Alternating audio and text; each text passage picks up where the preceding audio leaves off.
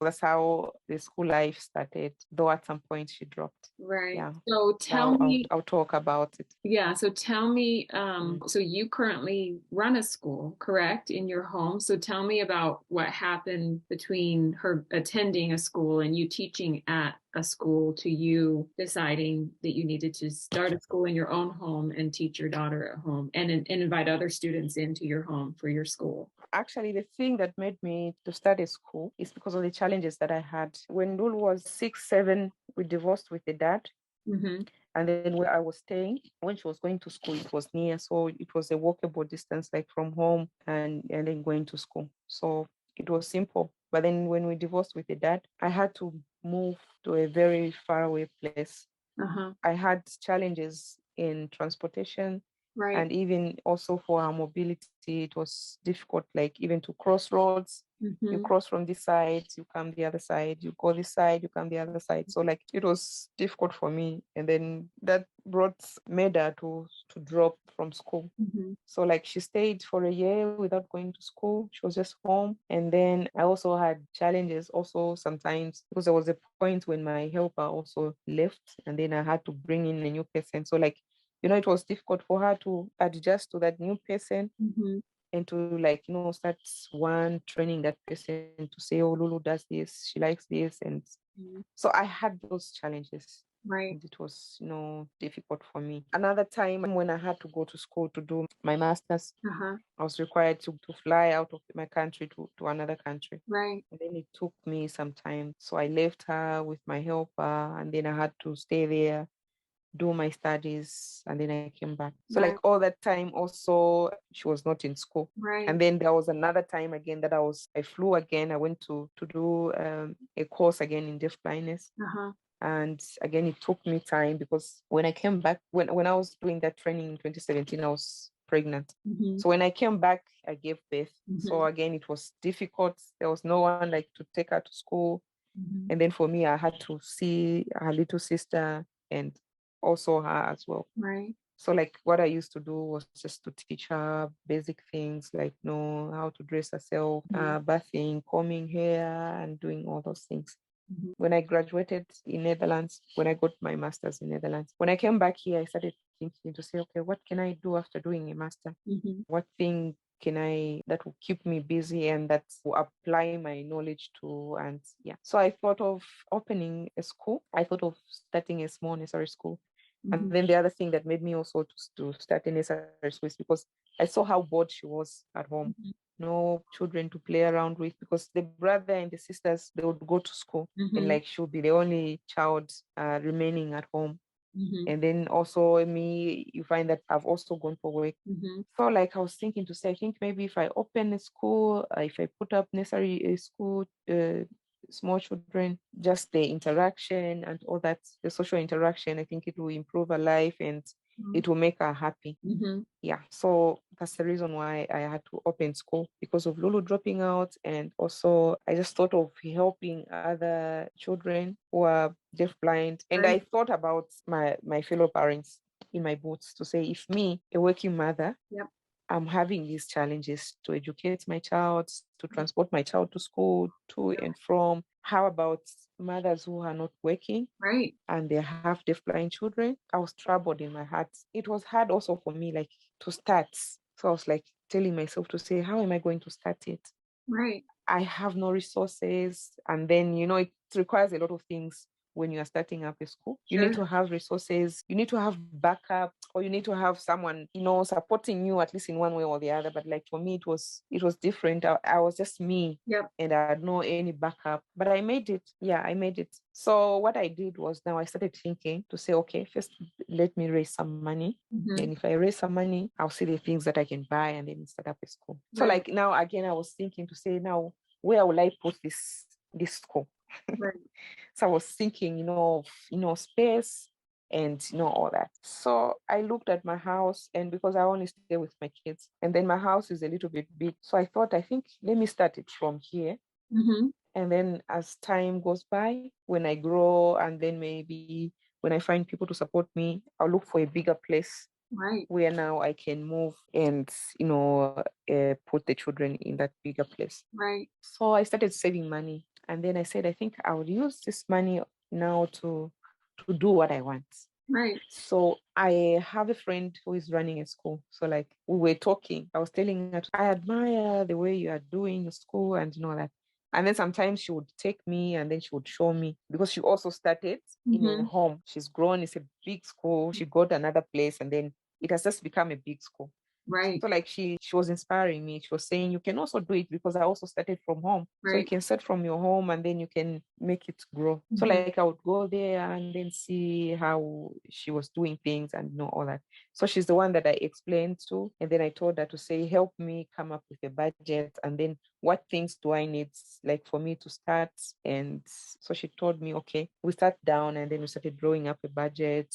We talked about the chairs. She told me you have to buy some tables, you have to buy some books, and then you think of starting with at least one teacher who will be handling the kids and all that. So I was thinking like, will I manage? Will I make it? So I Right. was like, okay, let me try. Yeah. So I got the money and I came up with a budget. And then because she drives, so she took me, we drove together. And then she said, this is where she took me to the shops where she buys her school things Uh-huh. from. She started telling me, okay, you can get this, you can get this. So I got things, and then I went to a plastic shop where they sell plastic chairs Uh-huh. and tables. Yeah. And then I got some chairs. And then I talked to a carpenter. I gave him the Mention. design of the tables that I wanted. He made 4 tables for me. And then I bought 2 other plastic tables. And that's how I started decorating, putting the charts. I drew something. And then I gave my kids also like to make something. They were painting and then they were cutting in pieces, making different things. We were even joking about it with my daughters. Right. And they were saying, this is going to become a school. Where are we going to be staying at? We're going to be staying Right. here. Right. And but now we are making it a school. And yes, we are making it a school this side. And then Right. us will still continue staying this side. Right. And that's how I started. And then I made some flyers. I wrote the school name. I went to register it. I made a lot of flyers and I cut them. Then I had also to advertise in the shops. Yeah. So like I had to advertise in different spaces. So how many And that's students do you how. have? So I started with just ordinary school kids because I was looking at it. It would take me time to look for deafblind children and to look for deaf children. So I said, let me start with ordinary children as I'm looking for deaf Right. children. Uh-huh. So I started with, there were 3 ordinary children. They started increasing. Then they became 8, they became 12. And that's when now I started looking for deaf children. So after I advertised, I started seeing parents coming. Like one parent came and said, oh, I saw a post written deafblind. I have a child, but for me, she's just deaf. Can she qualify to be in this school? Yes, actually, I'm also looking for deaf children. So Uh-huh. she qualifies to be in this school. And that's how I started enrolling now, deaf Right. children. When parents come, I would even show them my daughter to say, okay, this is the thing that has even made me to open a school for deaf children because I want my daughter also to benefit and also to have interaction Yep. with deaf children because I've seen deaf-blind children interact well with deaf children Right. because of the sign language. That's how I enrolled one. Then the teacher that I employed told me, in my area where I stay, there's a child. They just keep her. And every time she's just begging people who are walking, begging for food, begging for money. We went there and Uh-huh. then I found the child. She was, she had mucus. She Oh. was wet. She ran to me and then I hugged her. So I tried to wipe the mucus. So I started signing to her. So she was just looking at me Right. because she didn't know any sign language. So I was like, how are you? How are you? I'm fine. I'm fine. I'm fine. I kept repeating. Then the mother came. Then I introduced myself. So, oh, I'm a teacher. I'm running a small school there. And then I'm looking for such children. Right. And then, nowadays there are other parents who don't want to release their children. So I had to take time to explain, to say, I have a child and I'm looking at this community. I'm sure we have deaf children around and I want to help. Right. So the parent got interested. And then she told me, my child doesn't go to school. She's every time begging people money. She's begging food. And her friends are telling her she's mad. So I said, okay, so you should bring her. Since Right. my school is a home, Right. if you don't mind, even after school, she can stay with me. And then you can get her later Yeah. so that we avoid her begging people, seeing her as an abnormal child when she's just okay. It's just Right. the hearing part she doesn't have. And that's how that child started. Right. And then we taught her every time that she comes, we'll get tissue, we'll clean her nose. Yeah. And then I told the mother to say, just buy a hanky so that you should just be putting in a bag. Every time she comes here, she will learn to clean herself. And she learns to clean herself and she's a smart girl. People have even started wondering to say, hey, she has improved. They are Right. surprised. So I was telling the mother to say, sometimes it's the society that makes children vulnerable, That's right. because other people would not understand that she's just deaf. Other people will take it she has other things apart from being deaf and Right. all that. And then I told the mother, if you're just keeping her, you're not exposing her to anything, no games, no traditional, no balls, Right. she'll be looking like this. But once she comes to school and even play with these hearing children, and because she'll be getting interaction, so Sure. she's going to be fine. And she's fine now. She's Right. able to interact. She's able to even play with the ordinary children. What I've done is I'm teaching the ordinary children sign language. Oh, perfect. And then I've told them to say, we have your friends who cannot speak here. Mm-hmm. So I want you to know sign language so that you can sign to them. We'll be moving in one direction. Yep. So like they've accepted them. You can't even know that they're mixed. They're Right. so like I've just tried to promote that inclusion. Uh-huh. And it's working well because Lulu also sometimes she can feel them, she can be with them, they can maybe take her, walk with her, bring her back. So I just like that interaction. And that's how I'm still moving. So I teach like for the special children, when I go to a government school and teach the deaf children, then I rush back here to come and help the teacher Uh-huh. to teach the deaf children. I take most of my time to explain, maybe if teacher gave them some work when I was not there. Uh-huh. When I come now, it's my time to explain to them what the teacher gave them. Right. And it's working well. It's working well. So I have 4 deaf children. They are all girls. And then I just received a boy 2 days ago. So there are 5. So I've got 1 deaf boy and 4 deaf girls and my deaf blind daughter. So together there are 6. And then we have about 15 ordinary children That's in amazing. different grades. Right. And we have the baby class, we have the pre-grade, we have the grade 1, we have the grade 2, 3, and then it's going up to 5. That's amazing. What does the school need? What is it that you are hoping to accomplish for the school? What do you need to be able to move forward and to grow and to meet the needs that your students have? Because I just started, I still need a lot of things. I'm looking at handling the special needs children and also the ordinary children. So I'll be working on both sides for the special needs children and also for the ordinary children. But like for right now, I really need more tables. Mm-hmm. And I still really need more chairs. I need more whiteboards. Mm-hmm. And then also I need more toys.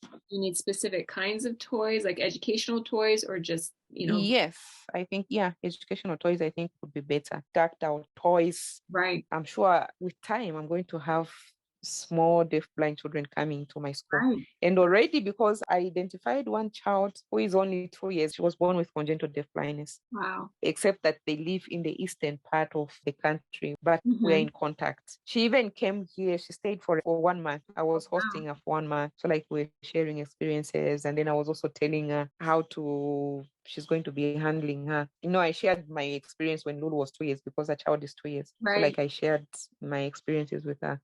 So I was even like thinking to say, if I receive or if I start receiving some support, I could love to get that child and bring her here. And then even just look for more mothers who be like helping me right. to look after, like especially when they are small. Yeah.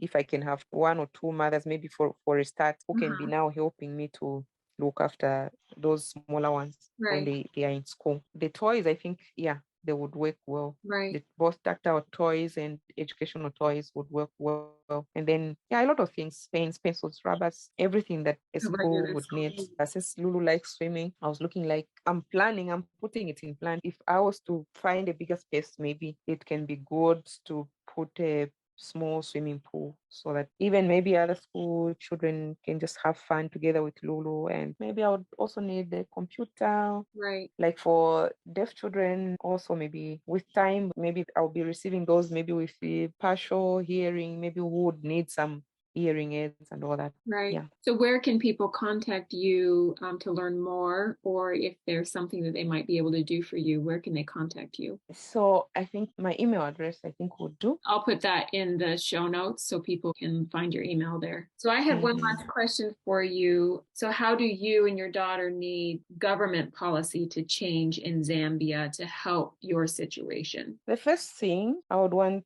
our government to recognize deaf blindness as a unique disability. disability Right. that needs support. I would also want our government to provide financial education and emotional supports to parents, Right. of children with deaf blindness, because Right. that is what is lacking. Mm-hmm. And mostly that's what parents are lacking. They're lacking emotional support.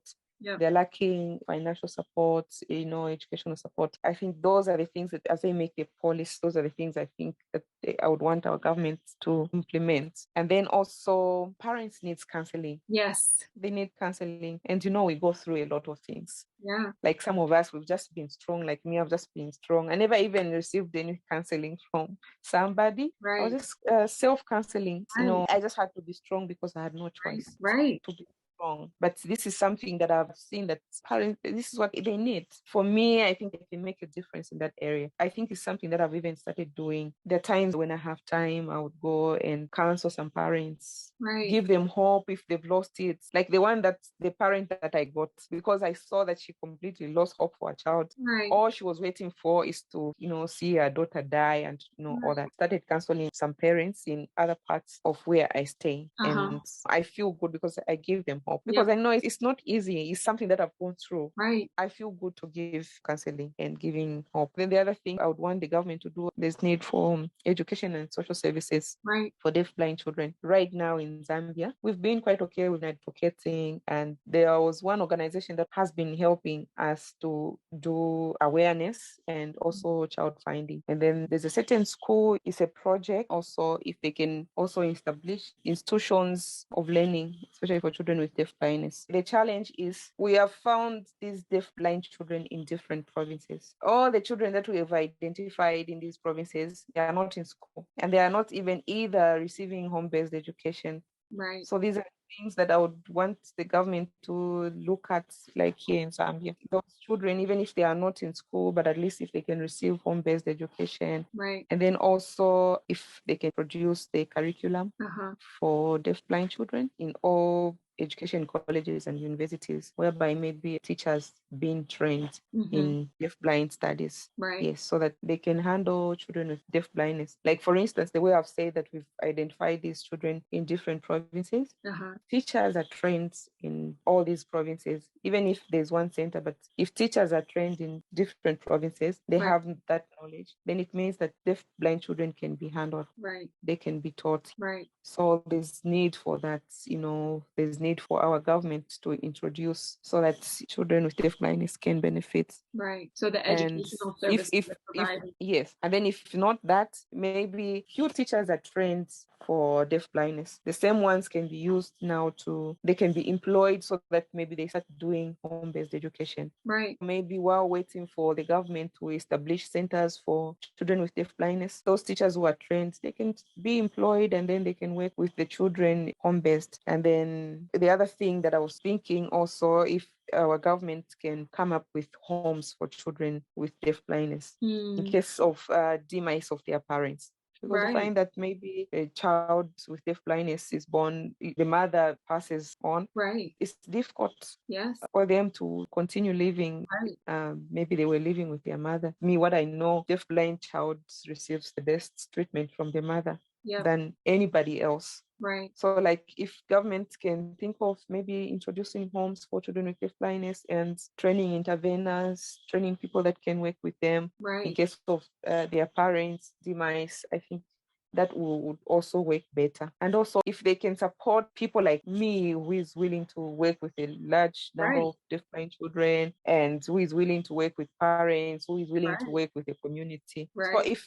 government can support such people like me, I think that would help a lot. That Right. would help a lot. Well, and it seems to me that you're at the cutting edge of this situation, that you have the educational Yeah. background, you have the experience with your daughter. Yeah. You're Yeah. already reaching out to other parents, even across Yeah. the country, talking to them and Mhm. supporting them. And if you can just get the funding you need with your school, Yeah. and if perhaps even That would a help best. government position opened up for you to then be officially employed in this field so that you could have the resources you needed to reach out to other families, it would make Yeah. an enormous difference to families, to the children, and to the education that they have the ability to receive. Yeah. And that's why maybe I would want to appeal to the well wishers, Yes. those that will watch this, our documentary.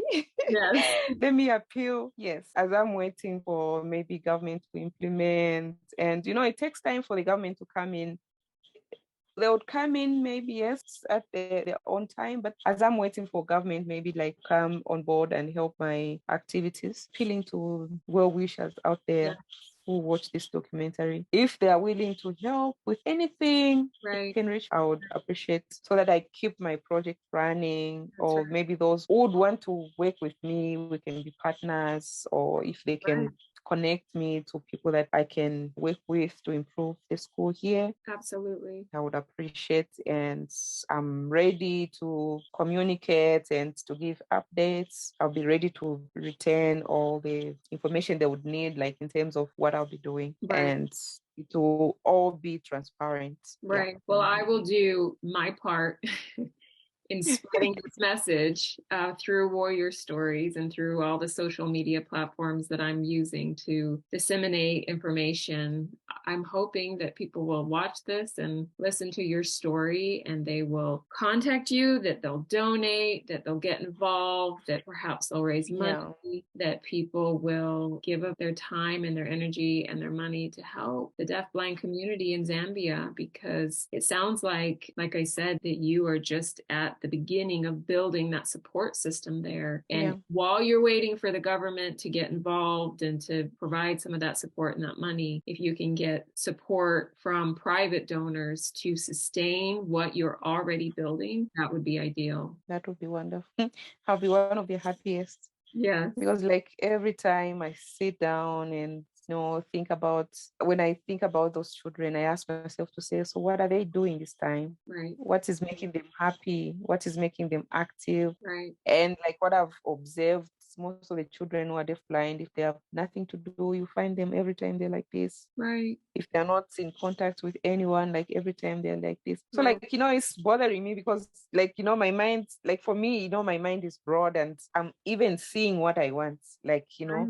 sometimes when I sit down, I even put pictures like, everything is done. I'm seeing them playing. I'm seeing them maybe like playing volleyball. Right. you know, try to create a happy picture for them, and even just wanting them to live that quality life other children are enjoying. It's something that I really want. I was thinking that those who are already 17, 18, 20s, we can look for skills, maybe like gardening, maybe like plant a lot of vegetables, maybe tomatoes, just to keep them busy. Right. If it's maybe craft, making things, or maybe like woodwork, where they can, you introduce them to making chairs, tables. Right. There's a lot that you can do, but it all needs the Support. sense of, I'd be happy.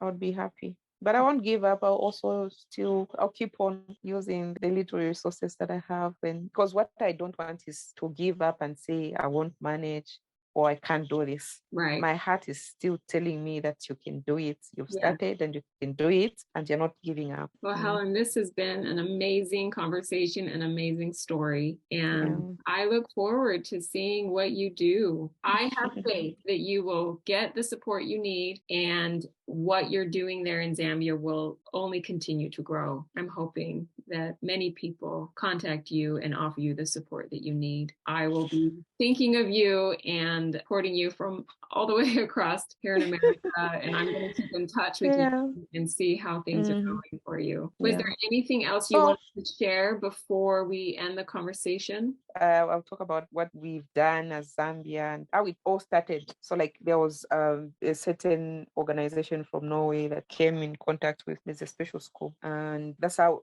they started first with holding workshops. Someone introduced me to them, and then I was part of the workshop, the first workshop when the whole activity started. So like I introduced myself, and then we had to hold another workshop which was talking about congenital deafblind children. So that's why I said I have a child who's born with congenital deafblindness. So I think it would be a better workshop if I come with my child, so that as we learn about congenital deafblind children, my child will be an example, so that people even understand what we're talking about. Right. So like it was a wonderful workshop that we had because I had to go with my daughter. So others were asking to say, so now how is she going to know that you are the mom? So I was telling them to say, okay, put me somewhere, put me or in the middle. We are in a group here, put me in the middle, then let someone walk with her and then let her keep on identifying and then you see how she's going to react. Right. So they had put me on the middle and then someone was working with her. So the moment she just touched me and then she hugged me. And everyone was like, now how did she know how? Yeah. So So I she told them to knew. say they learned through smell. That's right. Yeah, she knows the size of my shoulders, she knows my Uh-huh. texture, she Uh-huh. knows my nose, Yeah. she knows everything about me. Yeah. Yeah. She knows the smell and so like it was a very interactive workshop and we learned a lot of things and that's how we started. And about in 2017, that's when 5 of the teachers and 5 of the lecturers from an Institute of Special Education here in Zambia, including me as a parent and as a profession in this field, we were trained in communication and congenital deafness. Right. And then now, after that group was trained, now we're the ones who started spearheading the activities. That's when now we thought of doing the child finds programs and also awareness programs. So like here in Zambia, we have 10 provinces, and then we've done about 5 provinces where we have identified these same children with deaf blindness, but not all are in school. Right. Yeah, they are still in homes. And then we are still at the stage of identifying and also doing awareness program. Apart from this, I thought that maybe the best way that people can get to hear about this is through social media. And that's how I decided to open a page. There's a page on Facebook. It's called Deaf Blindness in Zambia. Okay. So once you click on that, you'll see me and my daughter. Perfect. And just other things that we've been doing. So that's another way that people might be able to reach out to you. Yes. Yeah, even through that page. Right. So that for me, I think it was the best. It was one of the best way also of advocating for it, like trying to educate people what deaf blindness is, because people don't understand. Other people still just think when you talk about deaf blindness, they will think, yeah, you are still talking about blind children and deaf children, until you have to explain to say, no, I'm not talking about a blind child or I'm not talking about a deaf child, but I'm talking about a deaf blind child that has both hearing and sight problem. Yeah, I started talking about that on my page, and I've introduced Lulu on the page and other deaf blind children on the page and how we've been doing it. So like now I'm thinking of going in detail to explain what it is, what causes the children to be born with deaf blindness, what are the categories, and types of deaf blindness, and types of communication for deaf blind people. In the coming months, this is what I want to be doing. I was a little bit slow here the past months because I was tied up with something work that I was doing. I never had time to go live, and and then also I have to be with my daughter. I need to go to work, come back, and also I need to listen to my other daughters. Sometimes they would come, oh, mommy, we have school homework. Mom, teacher said this, teacher said that. Oh, these my ears now. They are busy. You have so much going on. Yeah. Amazing. So that's it about me and my daughter and the deafblind story in Zambia. Yeah. That's amazing. Hellen, thank you so much for coming on Warrior Stories and sharing your story. And I look forward to getting this information out there so that hopefully you can get the support that you need. Thank you also. Thank you so much, especially that you took time to make this. And also I'm so appreciative that you making it as a documentary and post it on YouTube. And absolutely. Thank you so much. Of course, absolutely. Yeah, I appreciate. Of course, and we will be in touch for sure. All right. Thank you so much. Thank you. All We'll right. touch you later. Okay. Bye-bye. Bye-bye.